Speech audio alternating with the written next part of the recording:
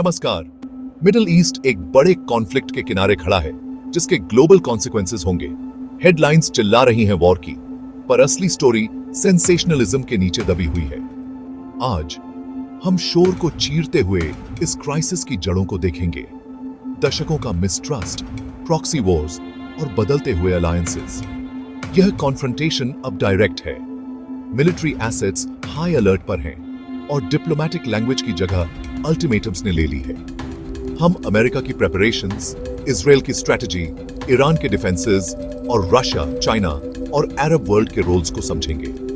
हमारा गोल आपको एक क्लियर, ऑनेस्ट एनालिसिस देना, ताकि आप समझ सकें कि असल में क्या दांव पर लगा है। अमेरिका की मिलिट्री मोबिलाइज्ड है, ट्रूप्स तैनात हैं, मिसाइल डिफेंसेस एक्टिवेट हो चुकी हैं, एयरक्राफ्ट कैरियर्स अपनी पोजीशन पर हैं। यह ईरान के लिए एक वार्निंग भी है और वॉर की असली प्रेपरेशन भी। इजराइल इस बीच ईरान को न्यूक्लियर कैपेबिलिटी हासिल करने से रोकने के लिए डिटरमिन्ड है, भले ही उसे अकेले एक्ट करना पड़े। इसकी स्ट्रैटेजी में प्रीएम्प्टिव स्ट्राइक्स और यूएस के साथ कोऑर्डिनेशन शामिल है, मल्टी फ्रंट कॉन्फ्लिक्ट की तैयारी के लिए। सऊदी अरेबिया और यूएई जैसे अरब नेशंस चुपचाप ईरान को कंटेन करने का सपोर्ट करते हैं, लेकिन अपने डोरस्टेप पर वॉर से डरते हैं। वे एक टाइट रोप पर चल रहे हैं। यूएस इजराइल एफर्ट्स को सपोर्ट करते हुए भी डी एस्केलेशन के लिए पुश कर रहे हैं, ताकि अपनी स्टेबिलिटी बचा सकें। कोई भी मिसकैलकुलेशन इस रीजन को आग लगा सकता है, क्योंकि नेशनल इंटरेस्ट्स और पुराने ग्रीवेंसेस टकराते हैं। सिचुएशन वॉलेटाइल है, कोई इजी हीरोज या विलन्स नहीं, बस सर्वाइवल और स्ट्रैटेजी का एक जाल है।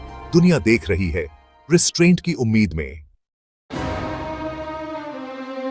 ईरान का डिफेंस सिर्फ मिसाइल्स के बारे में नहीं है, यह डिसेप्शन के बारे में है। अपने डेजर्ट्स और माउंटेन्स का इस्तेमाल करके ईरान मिलिट्री एसेट्स को अंडरग्राउंड या सैंड के नीचे छिपाता है, जिससे वे सैटेलाइट्स और ड्रोन्स के लिए लगभग इनविजिबल हो जाते हैं। डिकॉय बेसेस और मोबाइल लॉन्चर्स विरोधियों को असली टारगेट्स खोजने में रिसोर्सेज वेस्ट करने पर मजबूर करते हैं।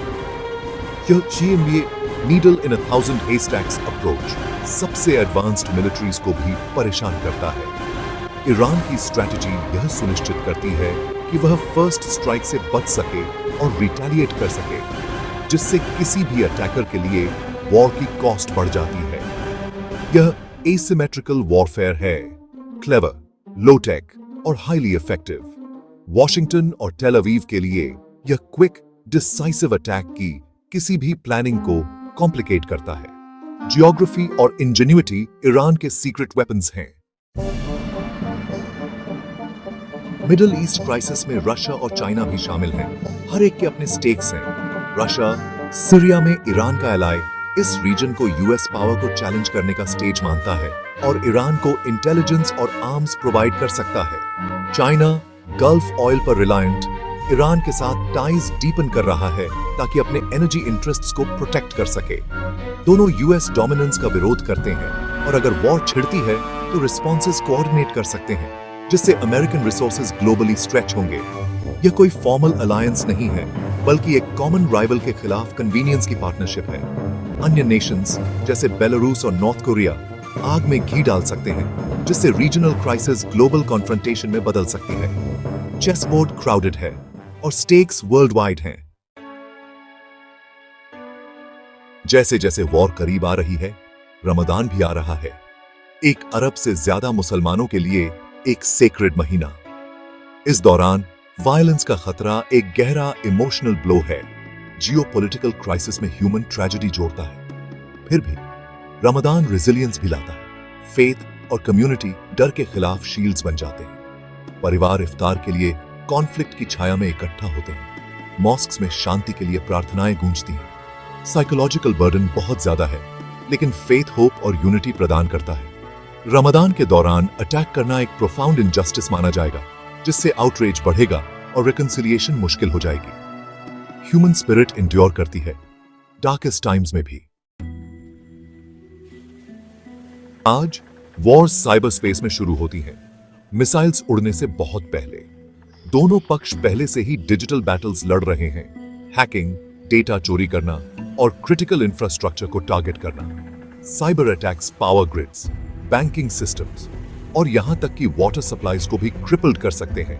बिना एक भी गोली चलाए केओस पैदा कर सकते हैं। डिसइंफॉर्मेशन कैंपेन्स कंफ्यूजन और मिसट्रस्ट फैलाती हैं, सोसाइटीज को अंदर से कमजोर करती हैं। सोशल मीडिया को शट डाउन करना या इंटरनेट क्रैश करना पॉपुलेशंस को आइसोलेट कर सकता है और नैरेटिव्स को कंट्रोल कर सकता है। सिविलियन और मिलिट्री टारगेट्स के बीच की लाइन ब्लर हो जाती है और एट्रीब्यूशन लगभग इम्पॉसिबल है।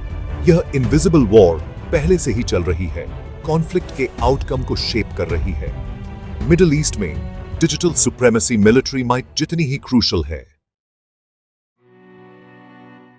सारे एनालिसिस के बाद एक सच बाकी है, वॉर किसी को फायदा नहीं पहुंचाती सिवाय आर्म्स डीलर्स और एक्सट्रीमिस्ट्स के। इसकी कॉस्ट टूटी हुई जिंदगी, तबाह हुए शहर और ऐसी स्कार्स से मापी जाती है जो पीढ़ियों तक रहती है। एक फुल स्केल कॉन्फ्लिक्ट इकोनॉमीज को तबाह कर देगा, लाखों लोगों को विस्थापित करेगा और ह्यूमन प्रोग्रेस को पीछे धकेल देगा। हमारा ड्यूटी पत्रकारों और नागरिकों के रूप में सच खोजना है, प्रोपेगेंडा का विरोध करना है और शांति की मांग करना है। कॉम्प्लेक्सिटीज को समझना डिजास्टर से बचने की दिशा में पहला कदम है। सिक्योरिटी का असली रास्ता डायलॉग है, डिस्ट्रक्शन नहीं। आइए उम्मीद करें कि विजडम प्रबल होगी और शांति वॉर नहीं हमारे फ्यूचर को आकार देगी। नमस्कार।